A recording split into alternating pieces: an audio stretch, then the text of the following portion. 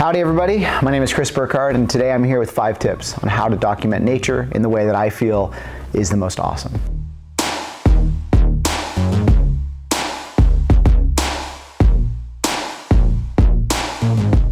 Tip 1, circular polarizer. Really simple. This is just a filter that is right on the front of your lens and it spins like this. And the reason it spins is because it will cut reflection from a reflective surface like water, and it will bring out contrast in something like a sky, white puffy clouds, blue sky. It actually makes it and enhances the contrast there.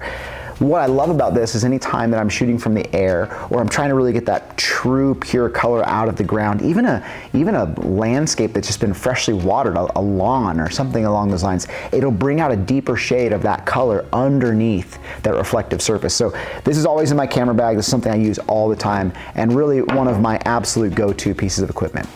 Tip number 2, you are shooting and it's midday and the sun is out and the sun just looks like this gross blob and you're like, you know what I really want to do? I want to make that sun a little more interesting. I want to make a sun flare or a sun star as it's called. Well, the best way to do that is to use the f-stop of f16 or higher. Usually f16 to f22 is the sweet spot. Why? Because as you dial down that f-stop, you're basically making the hole smaller, and when the sun comes through, it's creating a star-like effect. It's a really effective tool. It's something that works really well, and I would also suggest that a wide-angle lens, like a 16 to 35, something like this, is a lot easier to do it than a 70 to 200. You don't need to go all the way to f16, but that's typically where it starts to occur.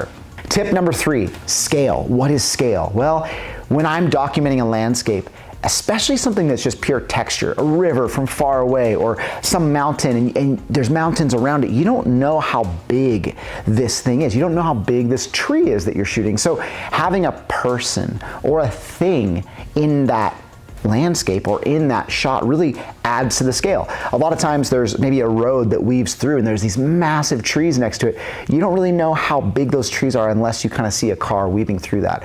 A lot of times for scale, a subject as a human being is great because we all relate to that size. We understand that ratio.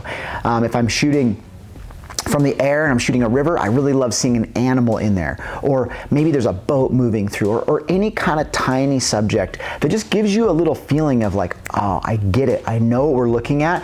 And now all of a sudden, the image kind of comes to life in some way.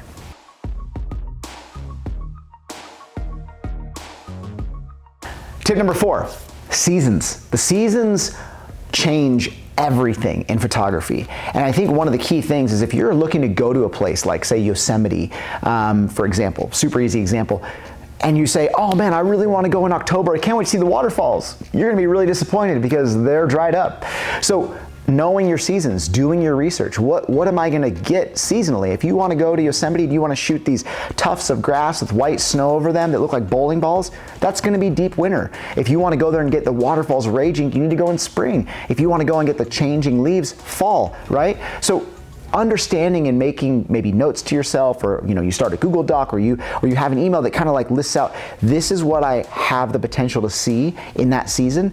And this is really a matter of like respecting and knowing your landscape, doing the research, giving it the time and the energy to show that you care about this place, right? And that when you go there, you're gonna put your best foot forward by documenting what's in season, right? So for me, seasons and studying those seasons and knowing what they can provide me with in terms of opportunity, that's huge. One of my biggest things that I look for every time I go somewhere. Tip number 5, this is going to be finding texture. I love texture. Texture to me is everything. I love texture in my food. It's one of the #1 things I look for in images. A lot of times I find texture when I'm up in the air because I'm looking down on something. And one of the things I love about texture is that you can allow yourself to kind of create a fine art style image, right? Sometimes I try to remove other sort of distracting objects. Maybe there's a road there, maybe there's some trees, and I just want to hone in on this one little piece of texture. Maybe it's the patterns of a leaf, right? Texture can be found in the macro and the really wide. The important thing is to learn how to look for it. Where do you find it? Well, it can often be found in nature in a repetitive scale. Wood grains, the shape of a leaf or the patterns on a leaf, river systems. There are times during the day or the year or just simply the hours of the day where these textures will show up better. If I'm shooting from the air, a river system, or maybe an estuary. It might be better to document that when the tide is low, because when the tide is high, it's just gonna be covered in water. When the tide is low, you're gonna have all these little patterns and rivulets going through this thing. So that's a really important thing. When it comes to river systems, a lot of the glacial rivers I've shot, the texture becomes more interesting certain times of the year when the rivers are fairly low, but not totally dry, right? You're also looking for different colors to weave through. So I guess what I would say when it comes to texture is your perspective often needs to change. Sometimes you need to get up high, sometimes that means just simply being on a ladder looking down, right? Texture can also be found in unlikely places, right? It can be a macro thing where you're really looking for the texture of a flower or something along those lines. But providing yourself with the tools, potentially a drone or shooting from a plane or just shooting a wide angle lens can really allow you to get that. Sometimes it's a macro. But I think that the more time we spend outside, the more time we spend looking for texture, the more you will find it. And I think that that's one of those things where it just takes time, it takes energy, and it often pays off because texture is rad and it's one of the coolest things we can document.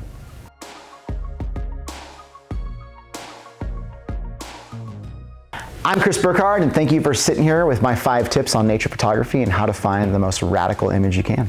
Cheers.